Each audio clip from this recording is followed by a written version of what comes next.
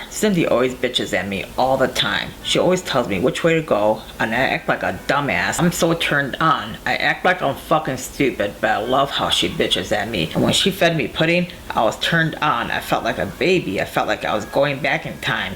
So then I went up to her and I started to kiss her. And then she started to kind of giggle. Then I finally took her into the fucking bedroom. At times she's so hooked cooking, we never get a chance to be with each other. But then again, I'm hooked watching the game.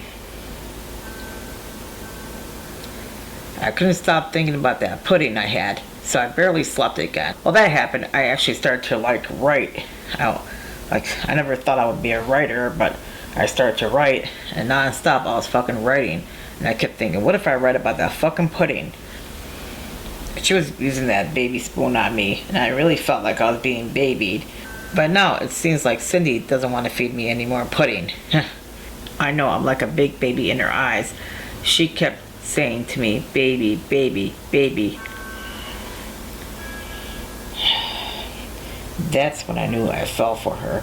I know her crush turned into love, but I never thought I would actually fall for her, because basically I had so many women after my ass, and I just care about the game more than anything else, because I care about winning. I'm a winner. Only once I lost the game to Paul, but Paul was on mushrooms anyways. He couldn't fucking figure out what to do. When I was driving, she was a passenger driver, bossing me around. She kept bossing me around. I was actually turned on to how she was bitching at me. I was totally turned on. So then I asked her, are you on the rag? Then she got pissed off and clobbered me while I was driving. I kept saying, you should be a bossy woman. Even though during the car ride, she's kind of bitchy and crabby, I still love her regardless. So she thinks she spoils me. I spoil her with kindness. She calls me Italian Prince. Of course I am. Why wouldn't I be?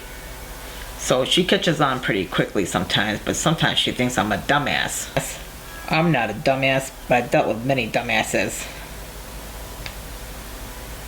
Speaking of ass, she definitely has an ass on her. So she has a nice ass, but now she has a chest. She gets a lot of compliments, but she doesn't think that she's really that good looking. She claims she was good looking years ago, but then again, that's when she picked me up. Well, I should have picked her up, but I love tough women, so I was turned on by her toughness. She's kind of bitchy, but sometimes maybe she was just bitchy to get her way. Cindy is a bossy bitch, but I still love her regardless. I love how she bitches, and I'm actually turned on to that. So I'm thinking about doing this one business, and I thought it'd be a cool idea to get her involved with it, to get her to help me build a website. So she's into reading, I'm into watching TV, because I bet on sports. But at times, she drives me out of my mind. That's how love is. It's like a roller coaster ride, back and forth with her. I feel like she's kind of wishy-washy. She doesn't know what she wants. At times, she's in the mood to cook for me. At times, she just orders chicken debone with me. Speaking of chicken debone, I think we have some left. So she's probably going to give me leftovers pretty soon. Josh, I heard you. I do have leftover chicken debone. Leftover? I don't want anything left over unless you're left over for me. I don't want anything left over unless your ass is made for me. But then again, now that you got a chest job, I definitely will have my mouth full.